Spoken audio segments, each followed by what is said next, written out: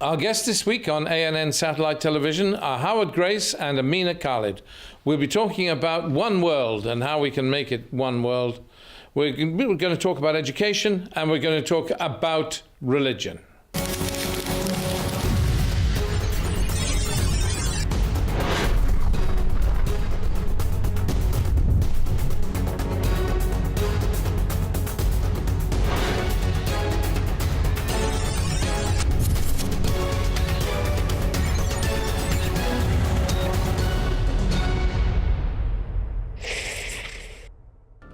Amina Khalid was born in Somalia, and as an 8-year-old child, because of the outbreak of the civil war there, she fled along with her family as a refugee, eventually ending up in the United Kingdom. She now works for the Somali Initiative for Democracy and Dialogue, an organization for which she is also a trustee. She is founder of Peace Begins at Home, a national intergenerational dialogue program. She also works for the Initiative Change Sustainable Communities program as a program manager in schools up and down the country. Howard Grace holds a degree in nuclear physics. He has worked as an official of the National Union of Students. He has also worked for 14 years as a volunteer for Initiatives of Change, serving in India, Sri Lanka and South Africa under apartheid, a country from which he was subsequently deported. Later in life, Howard Grace trained to become a mathematics teacher and taught for 14 years in the state educational system in the United Kingdom. During his time as a teacher, he developed a social program designed to encourage students to both contribute to society and to build their own future. Welcome back to the English Hour on ANN Satellite Television. It's good to be here. It's good to have you with us. We have two guests, Howard Grace from Initiatives of Change and Amina Khalid, also from Initiatives of Change, but also the Program Manager for Sustainable Communities. We're going to be talking about, well, we talk about three subjects, really. We're going to talk about religion. We're going to talk about the issue of one world, of inclusivity and what we believe in terms of one world. And we're going to talk about, first and foremost, about education. So we'll start with education. Historically, education has always been exam-based and academic, but has failed to equip students with real life skills. Forgotten qualities such as diplomacy, interpersonal skills, and the ability to deal with loss are cast aside. But in this globalized world we live in today, universal values, such as those of compassion and integrity, must be instilled in our youth if we are ever to hope for a better future. So Howard, education. We want to talk about education. I remember Solzhenitsyn's great phrase, education doesn't make you smarter. But what is the purpose of education in your view? I think this got focused for me many years ago when I spent 2 years in India. And I spent a lot of time with students, many of them really intelligent, who were getting a good education. But it made me think, what was that going to be used for in the future?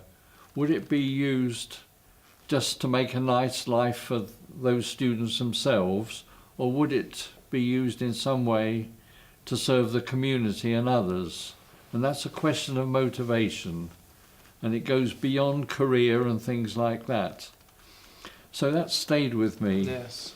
And many years later, I actually trained to be a teacher at the age of 40, and I ended up teaching mathematics in my old school. Well done. Which yes. is a comprehensive school in Newbury, where yes. I was born.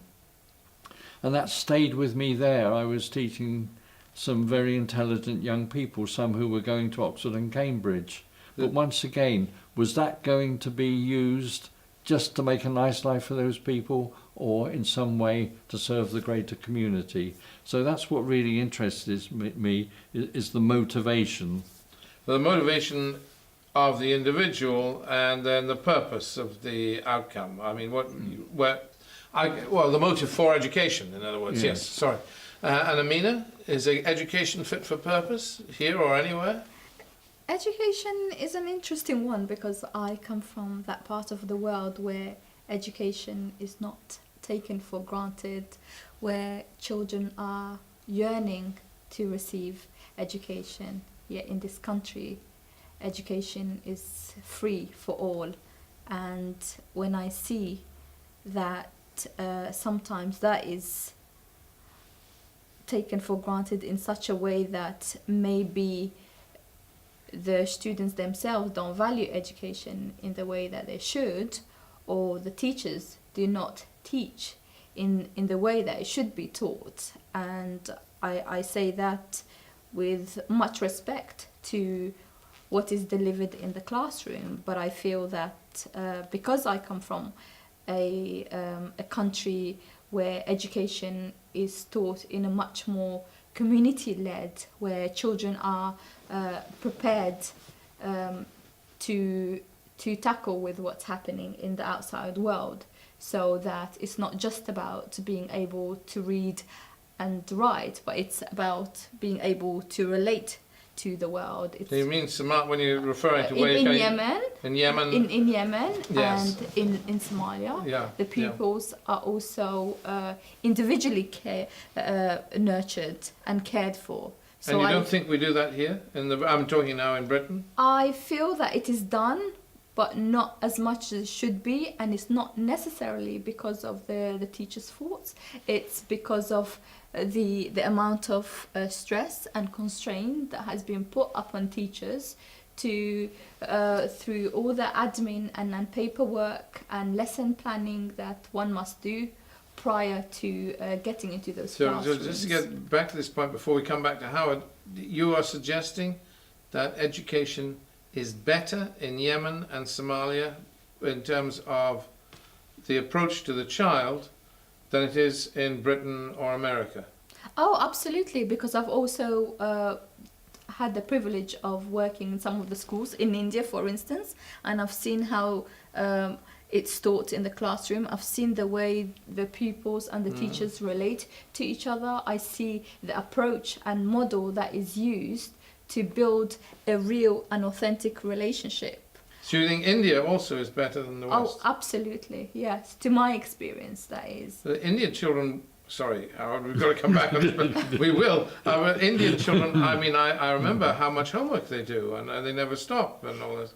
True, but that is very relevant to what is happening in the community. I feel that although they have been given much work to do, but they are really nurtured throughout their educational journey.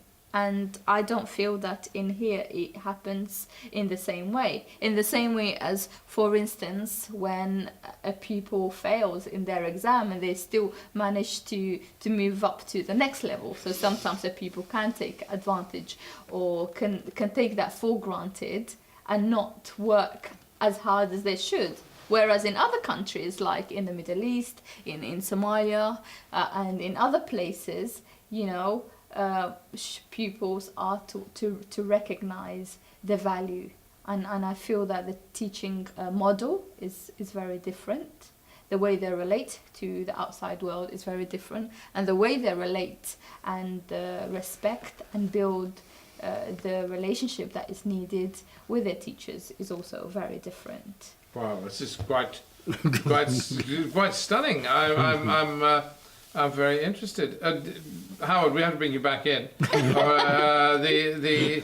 I mean, this is not what you were driving at when your initial comments, because you were talking about the social value of education, weren't you? Yes, yes. And yet Amina is criticising the system and the effectiveness of education for the individual. And of course, you're talking about the individual's development as well, in relationship to society. Do you? I mean, Amina is saying very clearly, education, certainly in the West, is not fit for purpose. But is that what you? And you were saying the same thing in a different way. Could you just explain what you mean when you Because your perspective is slightly different from Amina's when you say we're not quite getting it right. Yes. When I went into teaching, I decided to teach in a comprehensive school because I wanted to. Sure. Comprehensive Perhaps school is that- a state school for our listeners. Yes, They thank may you. not be Yes. aware of the term, Yes. but yes. And I decided never to go for promotion, that I wanted to stay as a classroom teacher. Mm-hmm. That's what I wanted to do. Yeah. And so I spent a lot of time with the students, younger ones, but older ones particularly. And often I would have discussion evenings in my home and invite the senior students in for those discussion evenings. For instance, when Tiananmen Square happened in China, I invited two diplomats from the Chinese embassy to come to my home one evening, and 17 of the senior students from my school. And we sat down on the floor on bean bags, and I asked these two diplomats to talk about why they felt communism was necessary in China in the first place, and how it had worked out in practice, the strengths and the weaknesses. We had really good discussions. That was excellent opportunity for my students to broaden their perspectives, but for the Chinese diplomats too. It was So something. this is the kind of education you'd like, more interactive, more platonic in approach, rather than a teacher lecturing to a child. It's a broader perspective on life that the students need. This is the first I ever hear of. I mean, I've been in this country for the last 20 years. Never have I heard a teacher who's managed to do what you did, invite a group of their pupils into their home and to have an authentic conversation. That Now, this is what you're so seeking real. when you Exactly. when you yes talk So with the failures although of I did not answer the question in the way that you had asked Howard, but it's very much interconnected and interrelated in many ways. Yes. So you would like to see an educational system for young people, whether it's Britain or anywhere else, that is less focused on rote learning, less focused on exams, and more focused on interaction and discussion. Is this right? Or Well, that's the way one teaches. I mean, I taught maths interactively. That's important. But yeah, I have no great views on how things are taught, frankly. But I just decided for myself this was how I was going to interact more with the student. engagement? And I think that's an issue for individual teachers. Any teacher could do the sort of things that I was doing. But and the purpose, I mean, you talked about motivation. The motive is to develop more well-rounded children who can interact better with society. Yes, and to really engage with what needs to happen in society, Which is? in the wider world. There are a lot of hurts out there in different parts of the world. How do we heal those? So at one point, about 20 years ago, I had a growing conviction to broaden out from my teaching in school to go to sixth forms, which is senior high schools, all round Britain, to have sessions with the students to stimulate thought on purpose in life and motivation, and having younger people from other countries with me to make it more interesting. And Amina was one of them. And since that time, I've facilitated discussion with maybe 100 sixth formers for an hour, about 800 sessions in schools all around Britain. So you're trying to promote this concept of a world in which basically what you're talking about is a world that's more compassionate Yes. and for want of a better word, and perhaps it's the best word. You're looking for an educational system that educates for compassion. Is that what one would say? The one that... Yes, that's one of the things that is certainly needed. Compassion. And is it an educational system that is also of itself more compassionate of the student? Is this what we're saying?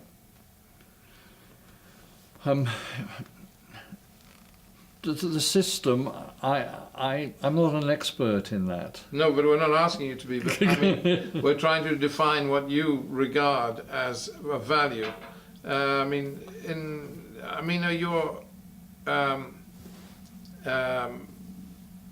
Is that what you want? Is this idea of an educational system that's more caring and is developing children that are more compassionate? Is that basically it, isn't it? Certainly, I think that plays a huge part in how young people respond to what is happening in the world, and I think that it's important to make notice of that, to not react to some of their behaviors, but to respond accordingly. I think often we are easy to blame the younger generation for some of their misbehaviors without really looking at the story behind what's happened in their life, or how they are being taught at school and at home, the impact this is having on the way that they relate to their friends, to their family members, to their teachers. And the educational system at large requires to be a lot more compassionate, definitely, and requires a teaching model that enables and encourages young people to relate more to what is happening. Interesting.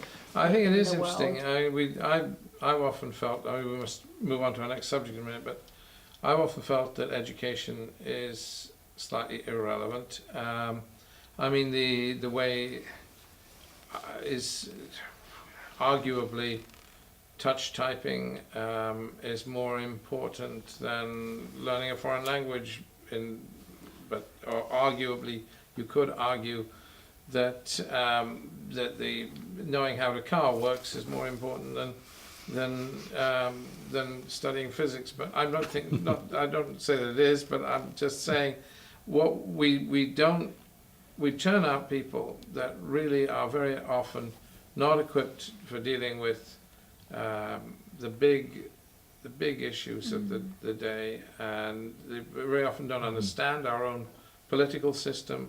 They have no sense of belonging. They are not ready for the world of work.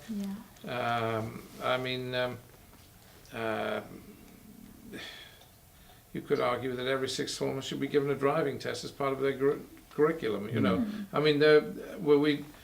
I would like a more relevant education, and I think Howard is right. A more compassionate outcome, a more compassion for the student, and more trying to develop students that feel a sense of belonging. And we must move. Can I just share one little story? One year, two of the people who joined me in the schools program were from Latvia and Russia, two young people aged 18 and 20. And we would go into schools and they would say to the students, we come from the former Soviet Union. We've had big changes in our society, and we're looking for what we would like now. We're attracted to some things we see in the West, but we've come to see the effect of your society on you. Would you recommend what you have here for us to aspire to? So, big discussion. Some would, some wouldn't. And then I would quote to them somebody who said, in the West, in the UK, we have everything to live with, but nothing to live for. Would you agree with that discussion? What do you live for when you have what you need? Is it more of the same, or is it something else? Big discussion. why is it that in our society, where most people basically have what they need, there is so much depression, or drug taking, or even suicide? And we ask those sorts of questions so that the students can really begin to think what's important to them in life. So it's a deeper thing that we're trying to stimulate them to think about. Oh my goodness! Oh, bless you.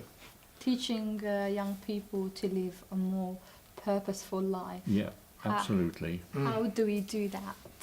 Well, there. Now, okay, well, we're going to have to pause because and leave it there with that open-ended question, and hope that people come up with their own answers. I think certainly if we focus, if our children can but be helped to focus on society and how they will emerge into society and be equipped for that. But we've got to move on. We have to talk about our next subject, and our next subject is one world and what it means to us. At least I'm paraphrasing that. So we'll move on to that. Okay. Do we believe in one world without frontiers, a world without borders, a world in which the word migrant or refugee has no meaning? Or are we wedded to the principles of nationalism and of hypernationalism? Events such as the Trump election, Brexit, and the rise of the Front National party seem to point towards the latter. Our world today seems to have become more interconnected because of certain technological advancements, but at the same time, people have become more insular and introverted. Could this be the beginning of an increasingly divided world? So one world, is it one world? Well, it's clearly not one world, but we would like it to be one world. It's becoming more and more fragmented. Do we believe in, I always love Khalil Gibran, I always quote him, in a world without frontiers, or are we aspiring to a world in which we have a multitude of small nations with their own, barriers? We are becoming much more fragmented in the world today. Britain is leaving the European Union, and that's not what we're here to talk about, but nonetheless is an example of that. We've seen the breakup of many, many, many countries. Some, South Sudan and North Sudan, have been broken up. Former Yugoslavia has been broken up. And it's a trend that's going on and on. The Soviet Union, of course, has been broken up into a multitude of countries. And many celebrate that. But you aspire, Howard, I'll again put the onus on you, and then Amina and I will have our starting point. But you aspire to what? A world without frontiers? What is it that you aspire to? It's more to do with relationships between people, I think. I spent 4 years with my wife and children in South Africa in the 1970s during the time of apartheid. Yes. And I was engaged there with trying to bring change, assist my friends in South Africa to bring change. And eventually I fell foul of the security police and ended up back in Britain. 13 years ago, my wife and I were at a conference in Switzerland, and two of the speakers were a black South African man who had been Liberation Army commander during the time of apartheid. And at a certain time, when black civilians were being killed, he had to decide how to respond, and he ordered massacres on white civilians. Yes. And one of those, in one of those, a young girl, student, was killed, and her mother was standing on the platform with this man. So he had been responsible for her death. And it was so moving to see the dynamic between these two and how the changes had come. And I got to know them, and I invited this man, Letlapa Mphahleli. Yes, we've talked to them before now, and they're the Beyond Forgiving project. Yes, that's right. Yeah. Yes, we've And so I invited him to come to Britain, and I took him to 36 senior high schools in 6 weeks to share his story. But what intrigues me is here we have a black person and a white person, man, woman, Christian, and he's an atheist. Sure. And yet they work together. Now, what is it that has brought those two people together? This intrigues me. Now, the person who's the director of the film, who you've interviewed before, I'm sure. Yeah, we have discussed this film at length. But yes, yeah, it is a really, yeah. And when Gaza was being bombed last year, I was in conversation with him, and he's from Gaza, and he said, the trouble with Israel and Palestine is we're both trapped in our own narratives. And I thought how true that is for so many situations in the world, but also on a personal level between husbands and wives. So easy to see my point of view. And so really, and so I said to Imad, what we really need is for people to live into each other's narratives. And he said, yes, that's important, but what we need to do too is to find an inclusive narrative which all can buy into. So that's what I'm really searching for now, is this bigger vision that all people can buy into. But you haven't found it. I think it's a search.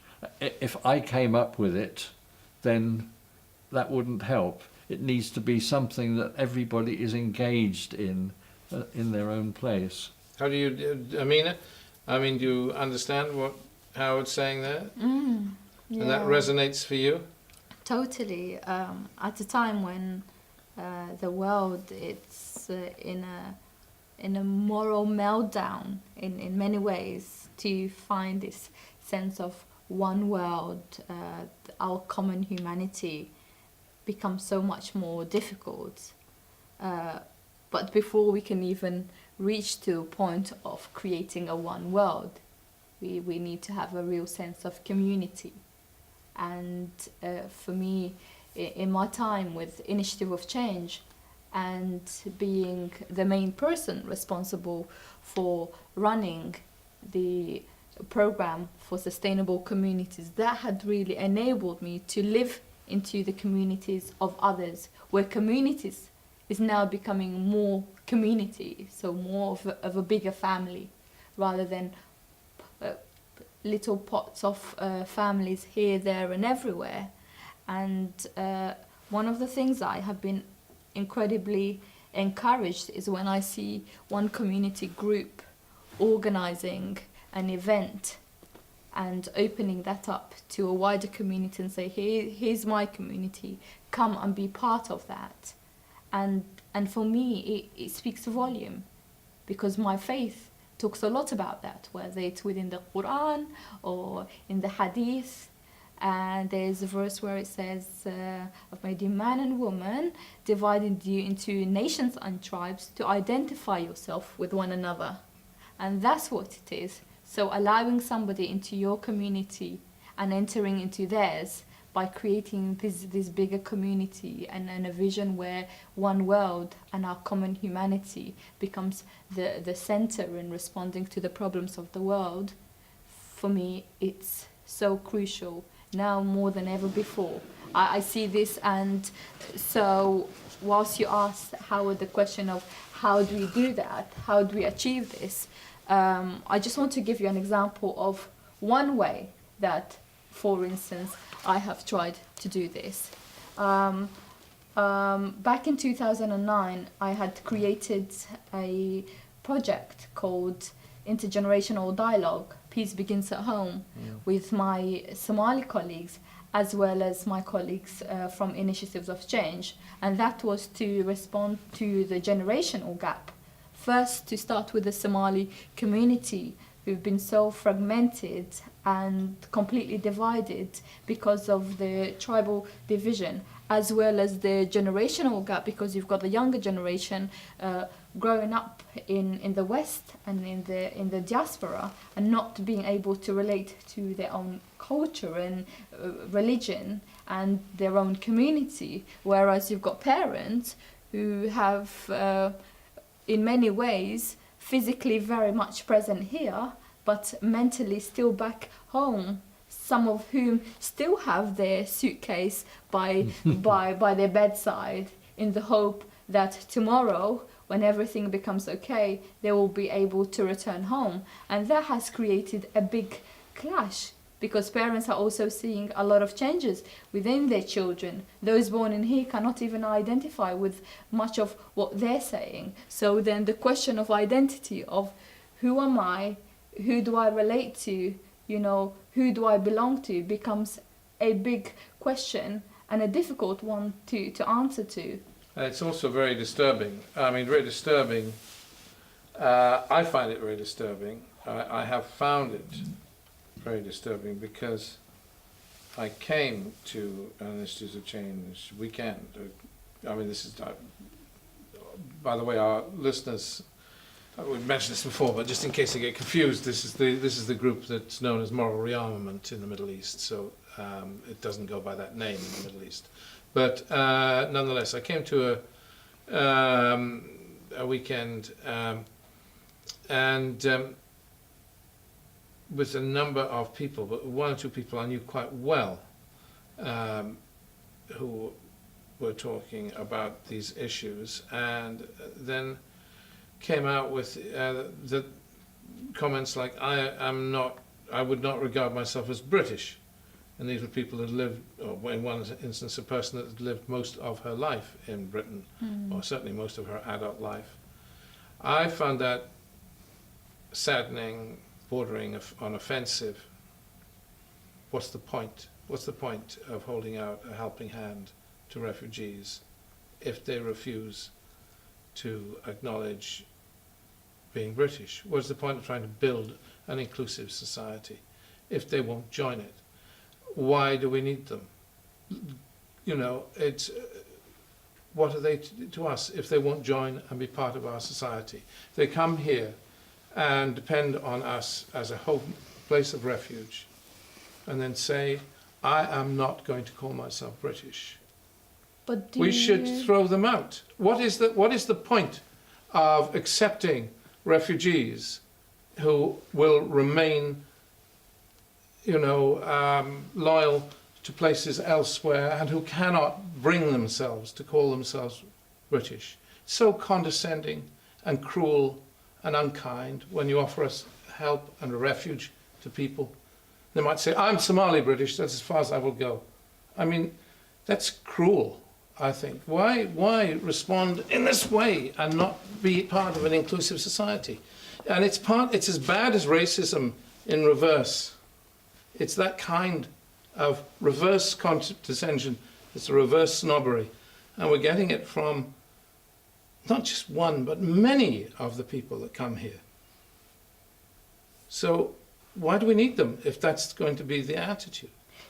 So may I ask, when you hear them not being able to identify themselves as pure Brit, or do just you as British. I mean, do you understand why that is? Yeah, do because you maybe because they don't feel a sense of belonging. And what is that thing that doesn't make them feel like they belong to that society fully? Because to me, I can see you're very much distressed and not happy with that kind of response. But I will equally say it's, how dare you say this? Because for the last almost 20 years, I have been hearing remarks such as, go back home, you don't belong here, you know, you're not one of us. How do you respond to that? Especially at a time when you have accepted this as being your only home. Got you, okay, that's a fair point.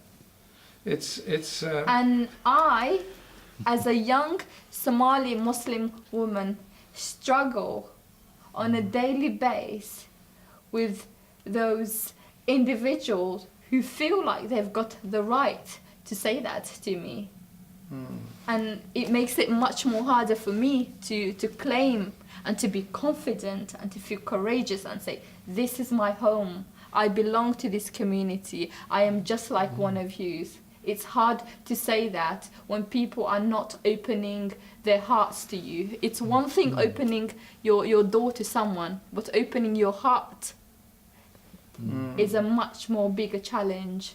And that is the place where we relate to each other the most. Not by having our gate open and think that just because we have done that, people should be grateful and be thankful of accommodating them and giving them a better life. In many ways, you are not giving the other person a better life if you are making them to feel that you're doing them a favor. Because I feel that it is our human duty, our moral duty to care for one another. And that is what humanity is all about, where colour, creed, ethnicity, all of that goes out of the window. So that's very powerful. I think it's different for each person. You know, we're all individuals and we all react in different ways. My wife is Dutch. We've lived here for 37 years. She's still got a Dutch passport. She relates very well to Britain, but she's still Dutch. And I rejoice that she still feels Dutch. We go there sort of every year, and that's in her being. Another Dutch person may come here, and because of the personality of that person, want to totally identify as British. That's so we great should too. give up on the... See, I find that Britain is failing as a multicultural society, and I'd like it to be an integrationalist society. I think it's failing more badly in recent years because of faith schools and things of that kind that have made us more fragmented. And it's an issue that disturbs me.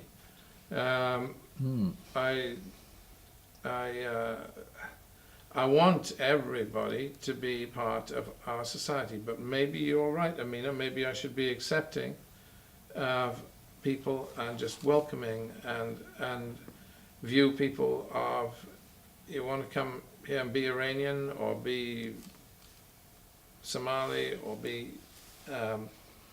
American or Dutch, and settle here for the rest of your lives and take a British passport and identify yourself as Iranian. Maybe I'm too small and I should actually learn, because what does it matter? Does identity matter at all? And it shouldn't matter to me. So it's a very key issue. Perhaps it should not matter to me, and I should not care about identity and therefore not be bothered in this way. It's an important issue in the society we live in. Yes, I rejoice that Mo Farah runs as a British person, and when he wins a world record or something, Olympic medal, he's British. I look at him that way.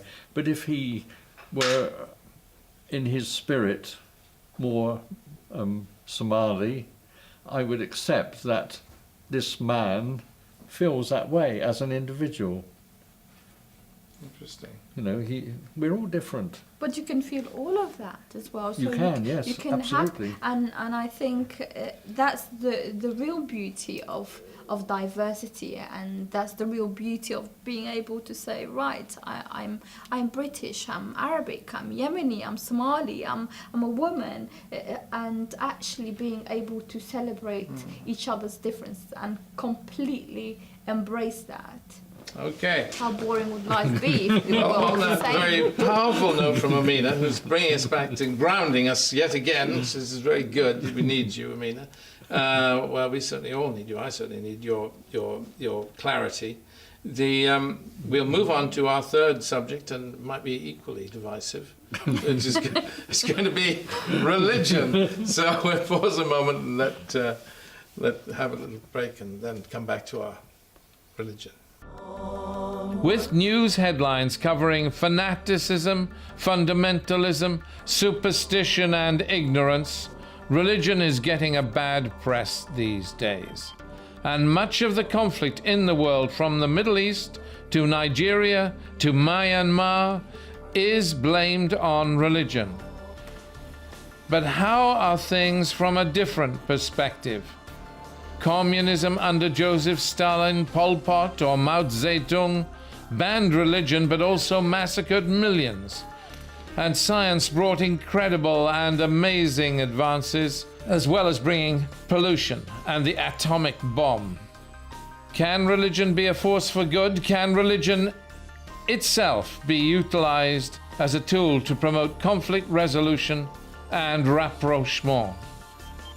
So, religion. I mean, where do we begin? Tolstoy said, another of my great heroes said, the cruelest thing you can say to another person in regard to a religion is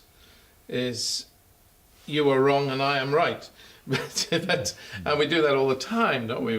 We're all the time placing a great, understandably in some ways, placing a great value on our own faith, whatever that might be.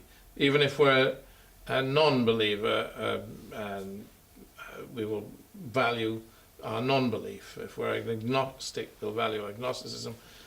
A Muslim will value Islam, and so forth. And it's natural, but we have to avoid, was it in the Quran, Satan's sin? Satan's sin was to say, I am better than you. And then that's the great failing. And we're doing that all the time in the world of religion, I think. It's become, or perhaps it always was. Religion perhaps always has been flawed. God is perfect, but religion is pretty imperfect. What about, well, Howard, where do you want to take this discussion? The question of religion.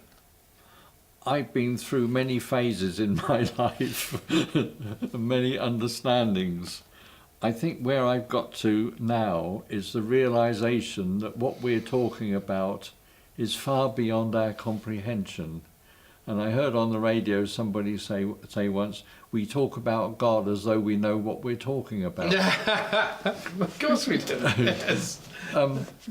But actually, all of us, whether we're Christian, Muslim, Buddhist, atheist, we're all reaching for something that is actually beyond our present human comprehension. And I think if we accept that to start with, that is a good basis for us to explore together, rather than each of us thinking, I've got it, I know it now. But that's where I would start. You're asking a lot for people all to accept that when they think they've got it, that God is beyond. I mean, I always like the Alawites, or at least one Alawite I know, and I presume others, describes God in terms of the great unknown. That's the sort of name used for God. Yeah. The great unknown. And I kind of like that. It's an interesting kind of Sufi-esque resonance to it. And yet we all feel we have some handle on God, and this is our take, and we need that, don't we? We need to have a sense of knowing where we are with our religion and our God. I don't find that. You don't find that? No, I'm quite at peace with the recognition that a simple human being like me has its limitations, and that I don't understand that. I'm an exploring person with my mind. So okay, I'm going to carry on thinking about this and exploring, but I know that I have my limitations. You have a relationship with God, Howard, would you say? I mean, you're for instance, I know that if you're a member of Initiatives of Change, I presume you practice quiet time. I do, yes. Or at least try to, but by which I mean the Sufi approach. I'm just, again, for the sake of our listeners, I mean, it resonates with the Sufi approach of giving a time of stillness, Yes. setting aside a time to listen to God for inspiration. I'm also a Quaker. Well, there you go. Which Which for also- those who don't know, in our Sunday morning time of worship, we sit in silence for an hour. That's a Christian group that has many humanists within it, and but believes in so it has quite a broad Yes. doctrine, but or inclusive doctrine, or a doctrine of inclusivity, but it also spends time in silence. What about Amina? Your approach to God? Religion, a big topic, but actually it's I was born into what I definitely call as a beautiful religion, a religion of peace, of love, of compassion, a religion that has a real sense of community and inclusivity. There's a beautiful verse in the Quran that says, "Lakum dinakum waliya din." You have your religion and I have mine. So I totally understand when my dear friend Howard says that I don't have a religion. It's absolutely fine. But what lakum dinakum waliya din means that, you know, you have recognized that you have your religion, but also respect the religion or whatever the other person believes. And for me, the respect part is so crucial when working with someone like Howard, recognizing that although his faith or no faith is not the same as mine, I still can work alongside with him, hold hands, and be proud that he is my friend.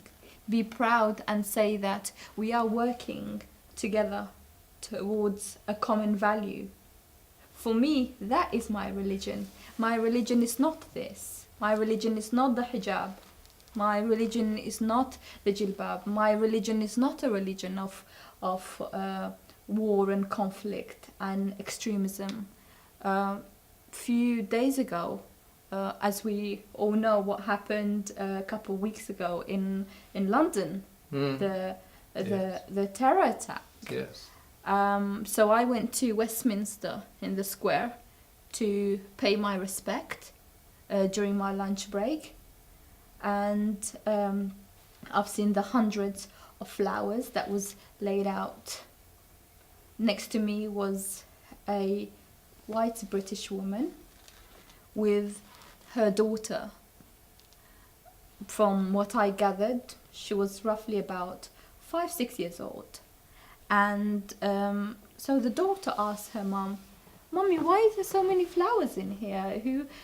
Is somebody celebrating an event?" And she says, "No, not celebration at all." She said a bad Muslim man had come here and decided to shoot a number of people, and this is why now you have all these flowers to pay their respect. And that broke my heart. It broke my heart that a mother of a little one would want to instill such a wrong, negative, inaccurate message to her daughter, instead of saying it was a bad man who had done this.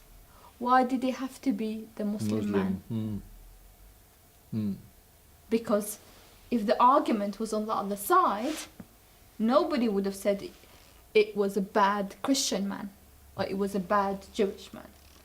And this is what I have been dealing with for many, many years. And I've been growing up in a society where Muslims are left to feel in such a way that is just not right, to be apologetic on behalf of the so-called other Muslim person who had done such a terrible and disgusting act.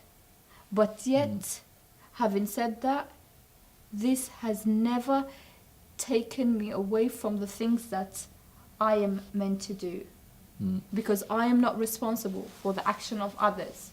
On the contrary, when I see these things, when I hear those stories, when I see the media playing such a disgusting role in dividing us and in creating more conflict, I don't know what it is, but there is that force in me, and definitely I think that it has a lot to do with the Almighty, because I call it the Almighty. Maybe Howard might call it something else. You might call it something else.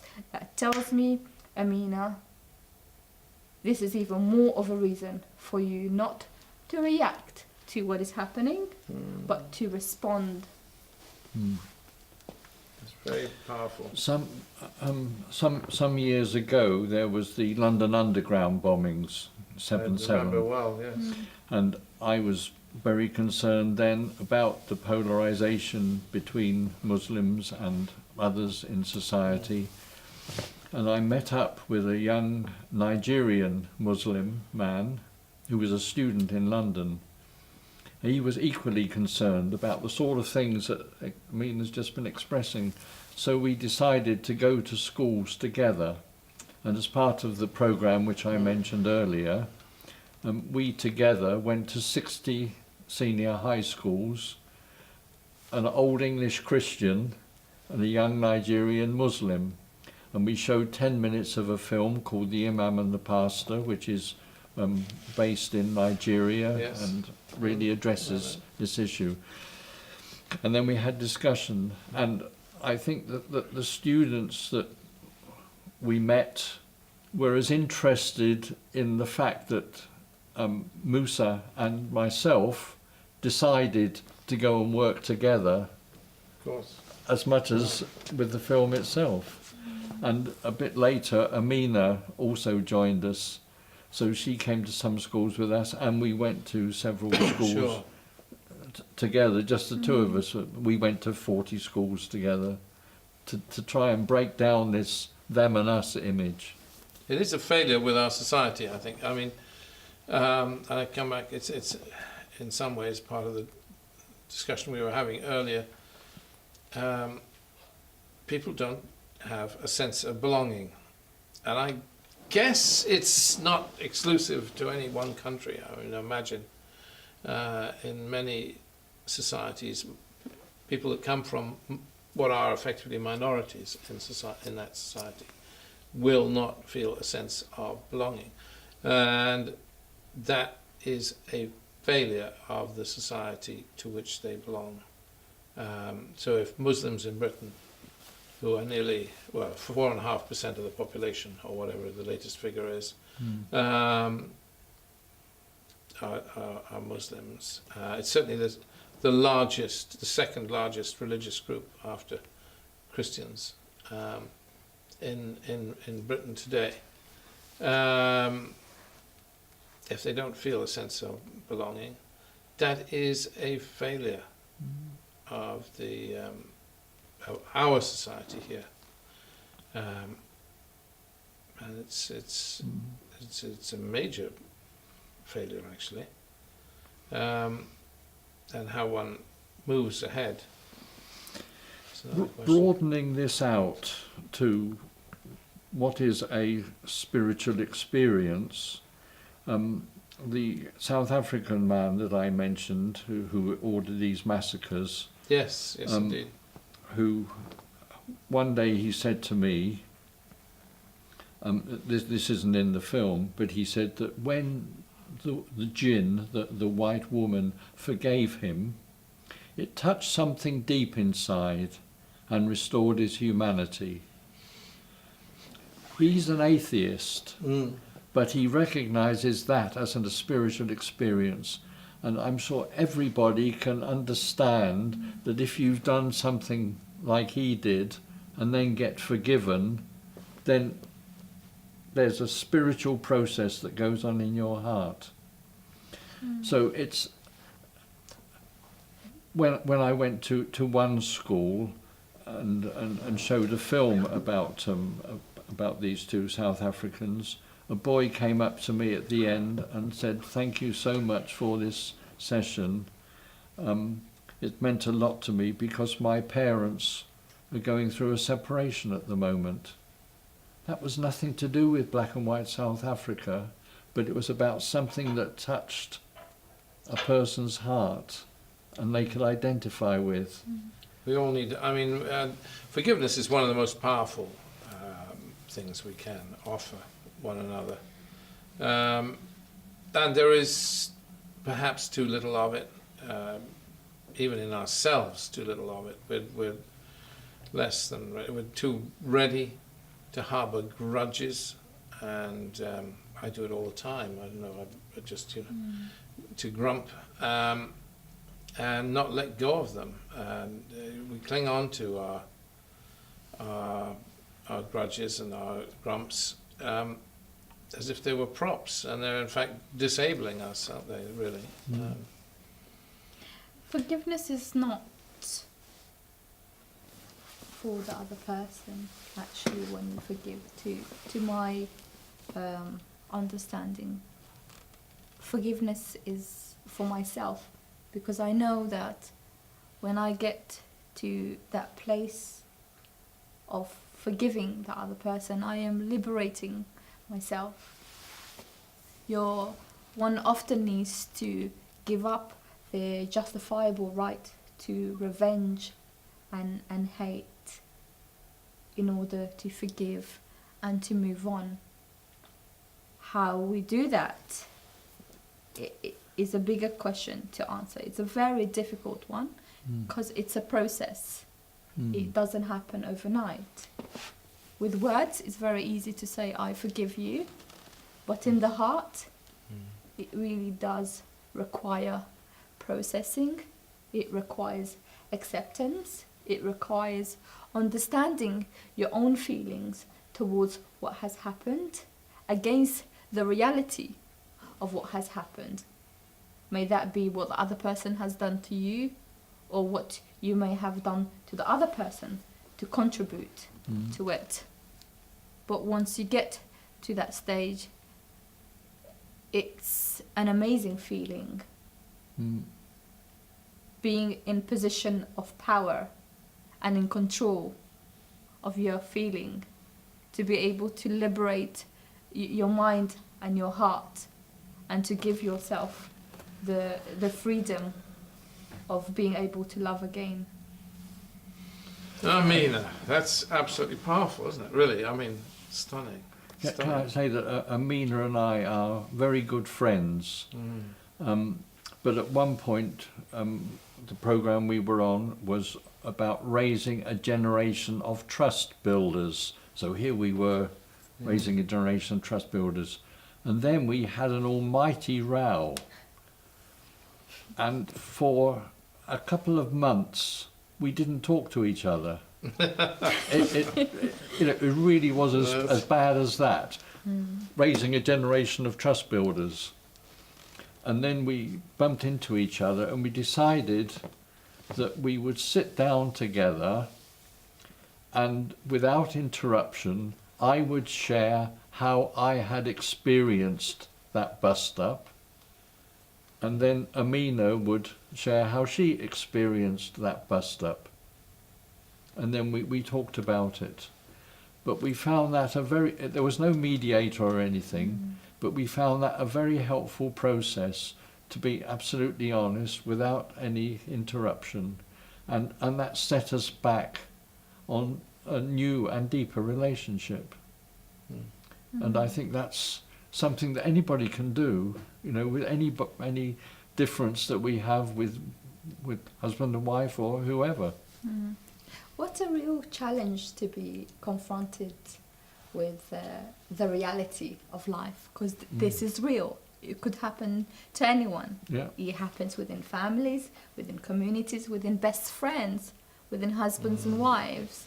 And whilst to the outside world, for instance, for those who've known me and Howard, to be taking this journey together for a good number of years and thoroughly enjoyed being in each other's presence and inspiring and empowering young people. We too had gone through a very difficult journey. And I think speaking about it also required both of us to be absolutely open Yes. and honest with ourselves and with each other. But absolutely that you're right, Howard, when you say this has led to a much deeper and stronger relationship. Because once we moved on from that, what had happened is we are now at a place where we know that, God forbid, if such a thing was ever to happen, and even if it did happen, I think we would handle it even better because we've already experienced that before.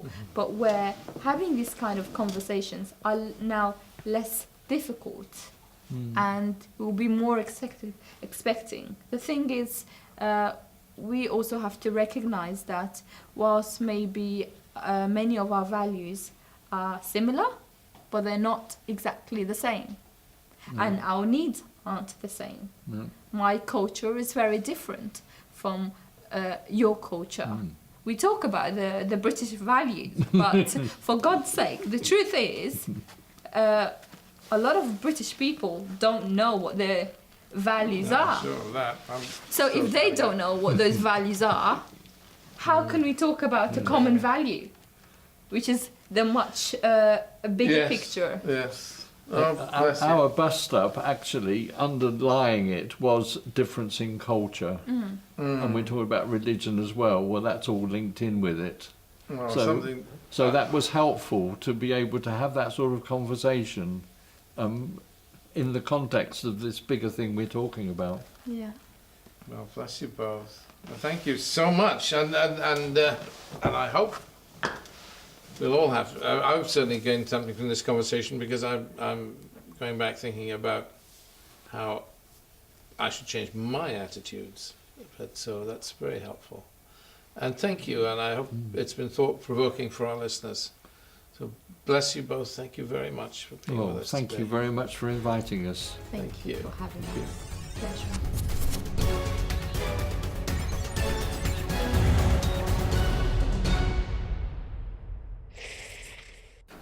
So there we have it, or do we have it? We talked about education, and education is a long way from fit for purpose, but will it ever be? It's hard to design an educational system that really equips children for the world they have to face and the challenges of that world.